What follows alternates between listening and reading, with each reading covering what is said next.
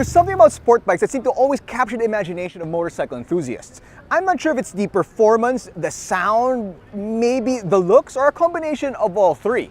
Nonetheless, when it comes to the iconic looks and that beautiful exhaust note, there's not many bikes that come close to the MV Agusta F3. At a glance, the F3675 that we have here is kind of intimidating. Not because of its size, because it is rather small and compact, but because when you look at it, you know the bike means business. The design is timeless and brings you back to the racing heritage of MV Agusta. It is absolutely gorgeous. It really does embody the tagline motorcycle art. When you swing a leg over the bike, it's as if it's asking you, are you ready for me? Can you handle this? Now, the position, you already feel the strain on your back, the weight on your wrists as you grab the handlebars. The foot pegs are rear set and high. This bike absolutely means business, especially on the track. But what's it like on the streets? Let's find out in this episode of Beyond the Ride.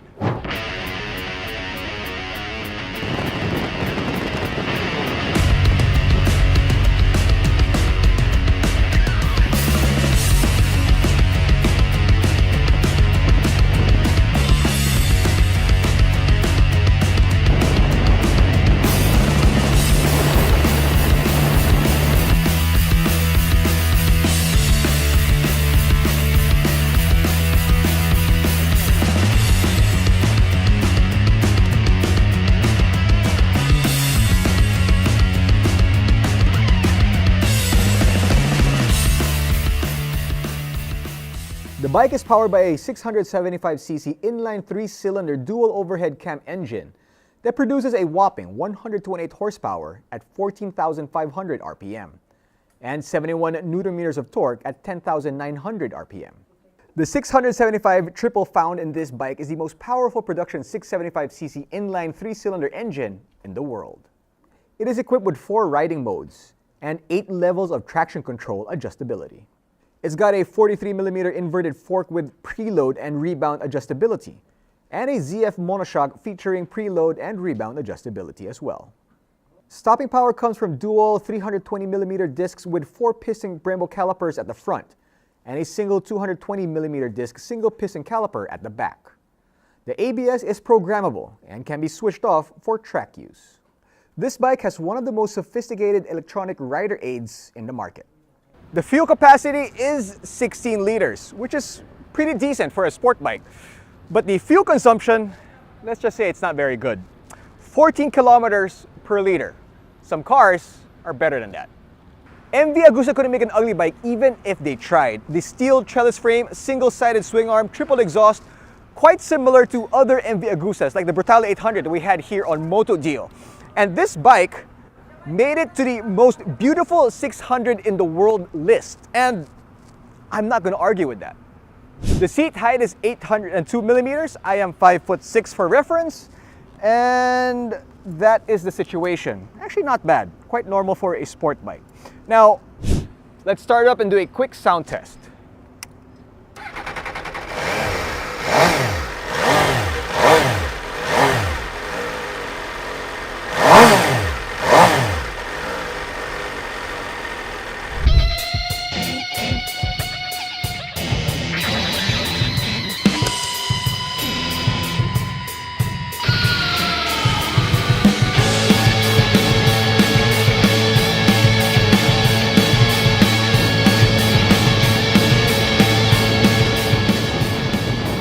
Alright, the seating position of the bike, I gotta say, not the most comfortable. It is a sport bike, and that's kind of what it's supposed to feel like. The seat is pretty stiff. I wish it had a little bit more comfort, but you know, when you're on the track, you kind of are not on the seat all the time. You kind of move around a lot, especially when you're going for the corners. It is typical for a sport bike, and not exactly my favorite position to be in when I'm riding around in a motorcycle. When you're stuck in traffic, you will feel the heat, and if it's really bad, especially how Manila traffic can be at times, it can get rather uncomfortable. Even if you're used to hot bikes, for some reason, this one kind of just feels like it's steaming up your legs. I'll say though, it is a very good looking bike. I mean, the term tiis ganda, perfect. It is what it is. You look cool riding the bike. Honestly, you really do feel cool too. But it comes at a price. The bike is filled with riding tech. It even has a lap timer, so it is perfect for the track. That's what it's set up for.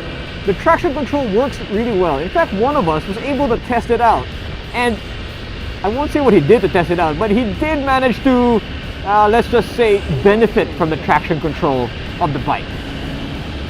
The front brakes bite really well, and it's perfect. It is what it's supposed to be. The rear brakes could be a little bit better in my opinion. Maybe it's just the way the bike was set up. Maybe it's starting to fade a little bit, but I just wish the rear brakes were a little bit stronger than what it is. Just like the Brutale we had last year, this bike doesn't have a fuel gauge. Come on, MV Agusta, you can do better than that. Why not put a fuel gauge? Especially because this bike is a gas guzzler. I would like to know how much fuel I have left in the tank riding around in this bike. But it is very race oriented. It is meant for the track, so much so that it actually comes with a lap timer. I mean, that right there tells you this bike belongs on the racetrack. The handling is absolutely superb. It's sublime. It's so flickable. In fact, the bike, it's kind of like the devil on your shoulder telling you, more, give me more. You can do more than that. So you have to kind of respect it, and you kind of have to slow down and you know, control yourself. Otherwise, it can get you in trouble. And when I say get you in trouble, in first gear, you can go over 100 kilometers per hour. So just imagine what it can do throughout the rev range. The engine is quite sensitive. It does easily stall if you're not smooth on the throttle and with the clutch. So you have to control it, you have to make timpla properly, otherwise this thing will stall on you. So it might need a little bit of getting used to riding this thing around.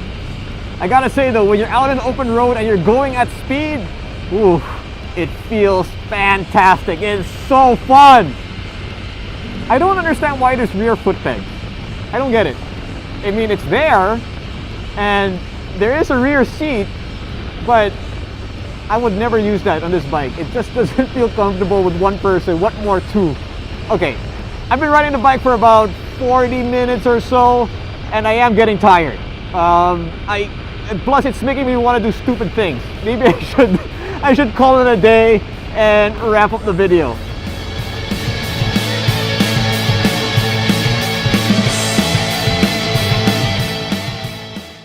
So, in conclusion, it is a great motorcycle. However, it is a purpose-built machine. I know there's people out there who ride sport bikes on the daily, but I just can't do it. However, if you want something that's gonna make you stand out from the crowd, something with a lot of technology, with great history, then perhaps the price tag of 1.1 million Philippine pesos could be worth it for you. That's the price of some of the leader sport bikes from the Japanese Big Four. But it is a great motorcycle. For more information about this bike and other MCs out there, log on to www.motodeal.com.ph. This has been Gene Rufino. Hope you guys enjoyed going beyond the ride.